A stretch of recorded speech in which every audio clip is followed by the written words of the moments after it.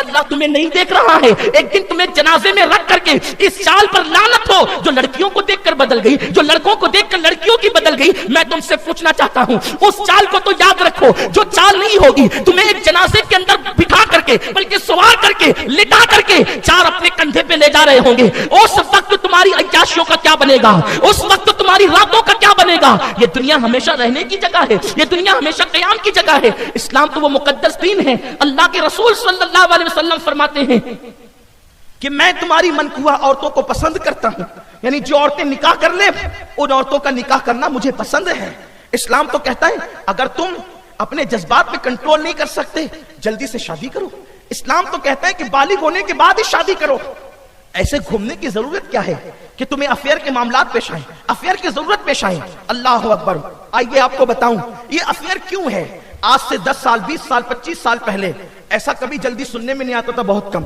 50 साल पहले तो बिल्कुल सुनने में नहीं आता था। जब से फिल्म और सीरियलों का माहौल बना है उसी के अंदर ये सारी गंदगी सिखाई जा रही है। बल्कि सीरियलों का उन्वान ये है, पहले तो फिल्मों का उन्वान ये है गैर शादीशुदा लड़कियां लड़कों के साथ अफेयर करें, और सीरियलों का उन्वान ये है शादीशुदा औरतें किसी से भी अफेयर करें। और ये फिक्र दी जा रही एक औरत जिसका सीरियल से बड़ा ताल्लुक है और जो सीरियल खुद बनाती है। हिंदुस्तान में सीरियल के बीज बोने वाली जो औरत है, मैं उसका नाम नहीं लूंगा, मैंने उसका इंटरव्यू पढ़ा तो उसके इंटरव्यू में उसने ये बात कही थी कि जब मर्द जो है कई औरतों से ताल्लुकात कायम कर सकते हैं तो औरतों को क्या ये हक नहीं है कि वो कई मर्दों से ताल्लुकात कायम करें? माअज़ल्लाह, अल-अयाज़ु बिल्लाह। ये किसी और मजहब में तो हो सकता है, इस्लाम में नहीं हो सकता। हमारे यहाँ बड़ी पाकीज़गी है। हमारे मजहब की पाकीज़गी ये है कि बेटी जवान हो जाए तो बाप को परहेज का हुक्म है। बेटी अगर जवान हो जाए तो बाप बेटी को बिला जरूरत देखने से बचे, ये तकवा है। बेटी जवान हो जाए तो बाप बेटी का हाथ ना पकड़े, ये तकवा है। हमारे मजहब में एहतियात इतनी है, बल्कि इमाम अहले सुन्नत फतावा रज़विया शरीफ में फरमाते हैं अगर बेटा जवान हो जाए तो माँ के लिए परहेज है कि वो बिला जरूरत उसकी नंगी पीठ पे हाथ ना रखा करे। हमारे मजहब की तालीम ये है, पाकीज़गी है। जब बेटा और बेटी के साथ एहतियात का ये आलम है तो अल्लाह अकबर, दूसरों के साथ एहतियात का क्या आलम होगा। लेकिन बुरा हो सीरियलों का, फिल्मों का, इन गंदगियों का जिसने हमारी बेटियों को किसी का हाथ पकड़ने पर फैशन का नाम दे दिया। ये फैशन नहीं है, ये नफसानियत है, और ऐसी फैशन पे लानत है जो बेटियों को आबरू बेचने पे मजबूर करे। पहली बात, एक दूसरे को देखा जाता है, और मोबाइल जो है ये बदतरीन साबित होता है राब्ते के मामले में। बेटियों को तो मोबाइल की जरूरत नहीं, मैं इससे पहले कई बार कह चुका, बेटियों को तो तस्बीह और मुसल्ले की जरूरत है। लेकिन अब मैं देखता हूं कि पढ़े लिखे लोग नाम नेहाद आजाद ख्याल अपनी बेटियों को मोबाइल देते हैं। बच्चियों के हाथ में मोबाइल, बहन को गिफ्ट में मोबाइल, क्यों भाई? और वो भी कौन से स्मार्ट मोबाइल। अल्लाह अकबर, क्या हालात ही पहले कितने पुरफतन थे और उसमें अभी क्या क्या कर दिया गया मोबाइल के जरिए से। फिर बच्चे इंटरनेट भी देखती है, बच्चे भी देख रहे हैं, नौजवान भी देख रहे हैं, और उसके बाद फिर बातें होती है, बातों पर कोई तवज्जो नहीं करता। मैं अपने उन नौजवान से कहता हूं थोड़ी देर के लिए सोचो कि जिस लड़की से तुम बात कर रहे हो वो किसी की बहन होगी ना, वो किसी की बेटी होगी ना, वो किसी ना किसी की कोई रिश्तेदार होगी। अगर तुम्हारी बहन से कोई इस तरह बात करे तो तुम्हें कैसा लगेगा? अल्लाह के रसूल सल्लल्लाहु अलैहि वसल्लम ने फरमाया कि जब तक तुम कामिल मोमिन उस वक्त तक नहीं हो सकते जब तक तुम जो चीज अपने लिए पसंद करते हो वो अपने मोमिन भाई के लिए पसंद ना करो। तो आप अपनी बहन की आबरू को लुटाना पसंद करते हैं? जब नहीं पसंद करते तो आप दूसरे की आबरू लूटना क्यों पसंद करते हैं? और फिर एक लड़की जिससे आप बात कर रहे हो, जिसको पार्क में ले जा रहे हो, जिसको तोहफे दे रहे हो, जिसके साथ अफेयर कर रहे हो, कोई गारंटी है कि उसकी शादी आपके साथ हो जाएगी? पहले कोशिश होती है कि शादी हो जाए, लेकिन जब शादी नहीं होती है तो फिर उसके बाद क्या प्लान होते हैं? चलो भाग जाएंगे। अब आप मुझे बताएं, मैं इस पे तफसीरा जरूर करूंगा बगैर किसी खौफ के। अगर एक नौजवान लड़का एक लड़की के साथ भाग जाता है, जज्बात जवान है, आज आप भागना चाहते हैं, भाग जाएंगे, कौन रोकेगा आपको? माँ बाप मजबूर है, बूढ़े हैं बेचारे। समाज हाल ये है कि लोग कहते हैं कि भाई किसी के मामले में मत पड़ो, जो जैसा कर रहे हो उसको वैसा करने दो। अहले इल्म का हाल ये है कि हक बोलने की हिम्मत कम रह गई लोगों के अंदर, इसलिए कि हर आदमी खतरा मोल नहीं लेना चाहता। हक बोलेंगे तो लोग गालियां देंगे, हक बोलेंगे तो लोग पता नहीं क्या करेंगे। ऐसे वक्त में जबकि नफ्सा नफ्सी का आलम है, बेटियां लड़कों के साथ भागना चाहती है, ठीक है तुम भाग जाओगे, कितने दिन तक तुम्हारे जज्बात रहेंगे? महीना, 2 महीना, 5 महीना, 6 महीना, फिर तुम लौट करके आओगे। لوٹ کر کے آؤ گے, چلو نکاح ہو گیا, سب ہو گیا, کورٹ میرج ہو گیا, یہ ہو گیا, وہ ہو گیا, لیکن اللہ جب آپ کو اولاد دے گا, نکاح کیوں کیا ہے؟ بانجھ رہنے کے لیے کیا ہے. شادی کیوں کی ہے؟ بکروں کی طرح گھومنے کے لیے کی ہے. کس لیے شادی کی ہے؟ باپ بنو گے نا, وہ ماں بنے گی نا. آپ مجھے بتائیں, آپ نے جذبات میں ایک غلط فیصلہ کیا ہے, ایک لڑکی کو بھگانے کا اور اس کے ساتھ بھاگنے کا, لیکن جب یہی لڑکی ماں بن جائے گی اور آج سے 20 سال کے بعد اگر آپ کا بیٹا یا بیٹی جوان ہوں گے اور جب اس کو رشتہ آئے گا, سب سے پہلا مسئلہ یہ ہوگا کہ کسی شریف گھرانے سے اس کو رشتہ نہیں آئے گا. ایسے ایرے گہرے نتو خیروں کے یہاں سے رشتہ آئے گا, اور آپ جب اس کے ساتھ رشتہ کرنا چاہیں گے تو لوگ کہیں گے اس کی ماں نے تو بھاگ کر شادی کی تھی, اس کے باپ نے تو بھگا کر کے نکاح کیا تھا. کوئی شریف آپ کی بیٹی کو, آپ کے بیٹے کو گلے لگانے تیار نہ ہوگا, چاہے آپ کی بیٹی کتنی متقی ہو, آپ کا بیٹا کتنا ہی پرہیزگار ہو. لوگ کہیں گے اس کی ماں باپ بھگوڑے تھے, کوئی نکاح نہیں کرے گا, کوئی شادی نہیں کرے گا. اور اس کے بعد پھر بطور مجبوری کیا کرنا پڑے گا؟ آپ کو ایرے غیروں کے ساتھ اپنے بیٹا اور بیٹی کو جو ہے وہ نکاح کر دینا پڑے گا. اور آپ کے ایک غلط فیصلے کی وجہ سے آپ زندگی بھر بھگتتے رہے, لوگوں کا تانا سہتے رہے. اس کے بعد پھر آپ کی بیٹی برداشت کر رہی ہے اس تانے کو, آپ کا بیٹا برداشت کر رہا ہے اس تانے کو. شریف لوگ گلے لگانے کے لیے تیار نہیں, معاشرے میں کوئی اپنا بنانے کے لیے تیار نہیں. یاد رکھیں, اگر آپ یہ سمجھتے ہیں کہ آپ ایک غلط فیصلہ 12, 15, 25, 20 سال کی عمر میں, جس عمر میں آپ کرنا چاہیں اس عمر میں آپ نے غلط فیصلہ کیا, اسی غلط فیصلے کو بزرگوں نے نام دیا ہے لمحوں کے گناہوں نے صدیوں کی سزا پائی. آپ یہ چاہتے ہیں کہ آپ اپنے غلط فیصلہ کر کے اپنی نفسانی خواہشات کی بنیاد پر آپ اپنی نسلوں کو تباہ کر دیں, آپ اپنی نسلوں کو برباد کر دیں. یاد رکھیں, ماں باپ کی پسند کی شادی ہو اور شادی ارینج کی جائے, لو میرج اسلام قبول نہیں کرتا, ارینج میرج اسلام قبول کرتا ہے.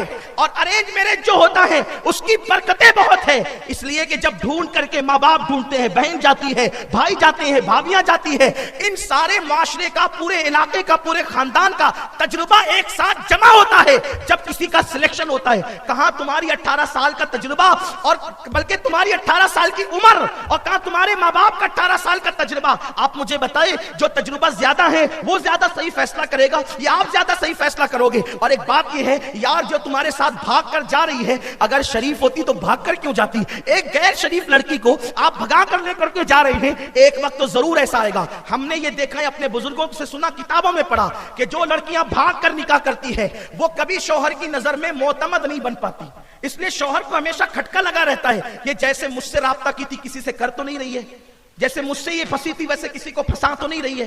یہ سارے معاملات اور خطرات ہوتے ہیں. اللہ اکبر, وہ کبھی شوہر کی نظر میں اعتماد نہیں پاتی اور کبھی کبھی طلاق کی نوبت آ جاتی ہے. اس لیے میں قوم کی بیٹیوں سے بھی اپیل کرتا ہوں اور قوم کے نوجوانوں سے بھی اپیل کرتا ہوں, خدا کے لیے بھاگنے کا تصور چھوڑ دو, محبت کی شادیاں چھوڑ دو, لو میرج چھوڑ دو, یہ تمہارے لیے نقصان دہ ہے. اپنے نبی کی سنت پہ عمل کرو. میں پورا واقعہ تو نہیں بتا سکتا مختصر وقت میں, ایک جملے میں بات کہنا چاہتا ہوں. جب خدیجہ کی سہیلی جناب نفیسہ نے میرے رسول سے کہا تھا کہ اے محمد, کیا تم خدیجہ سے شادی کرو گے, تو میرے آقا جو مختار کل ہیں, جس کی شان ہے اللہ اکبر, نگاہیں اٹھتی ہے تو قبلہ بدل جاتا ہے. سراقہ کے لیے سونا حلال ہو جاتا ہے, عبد الرحمن کے لیے ریشم حلال ہو جاتا ہے. وہ رسول خدا نے جس کو جنت کے اختیار دے رکھے ہیں, اپنے خزانوں کی کنجیاں دے رکھی ہے, جب نفیسہ نکاح کے معاملے میں میرے رسول سے کہتی ہے کیا تم خدیجہ سے شادی کرو گے, تو آقا کریم کا تاریخی جملہ تھا, شریفوں کے رشتے راستوں میں طے نہیں ہوتے, جا کر کے میرے بڑوں سے بات کرو,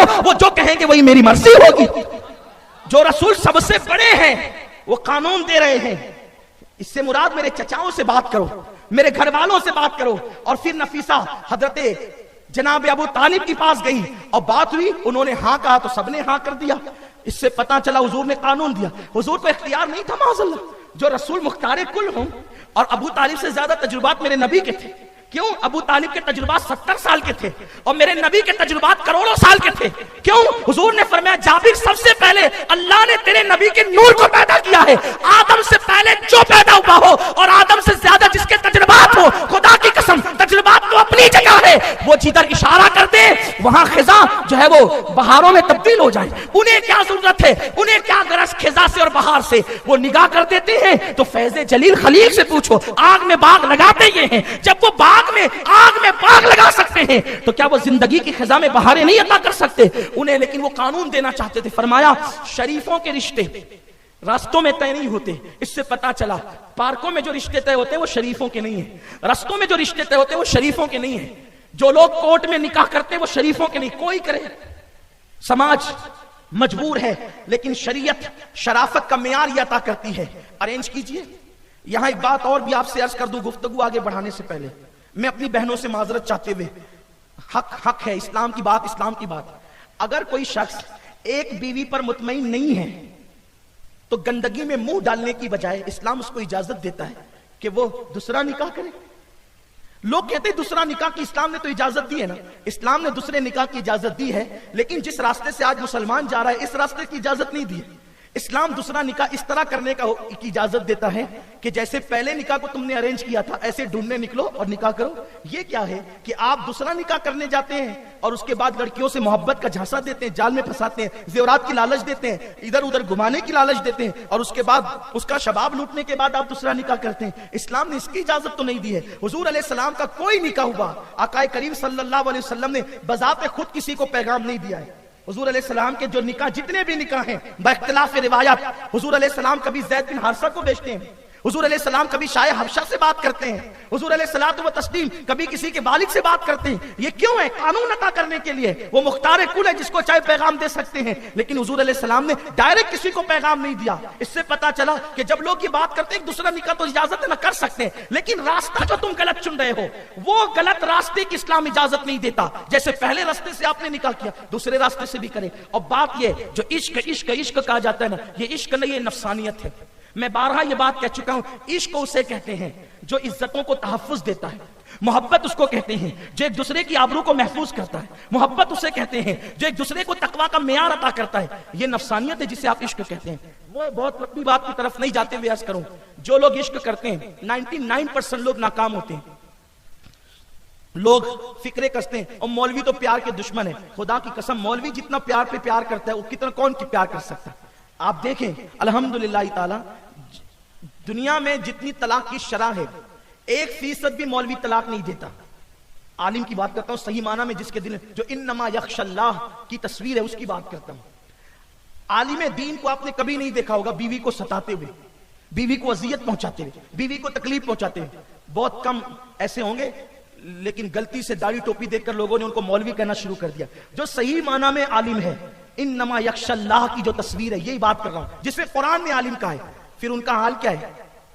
وہ محبت دیتے ہیں, وہ پیار دیتے ہیں, عورتوں کو آنکھوں کی ٹھنڈک سمجھتے ہیں, لتسکنوا الیہا کا جلوہ سمجھتے ہیں. یہ بات ہے. آپ کہتے ہیں مولوی پیار کا دشمن ہے. مولوی پیار کا دشمن نہیں ہے. مولوی جو ہے وہ اس راستے کا دشمن ہے جس غلط راستے سے تو اسلام کو بدنام کر رہا ہے. آپ جانتے ہیں 99% لوگ ناکام ہوتے ہیں, 1% لوگ جو کامیاب ہوتے ہیں نا ان سے پوچھو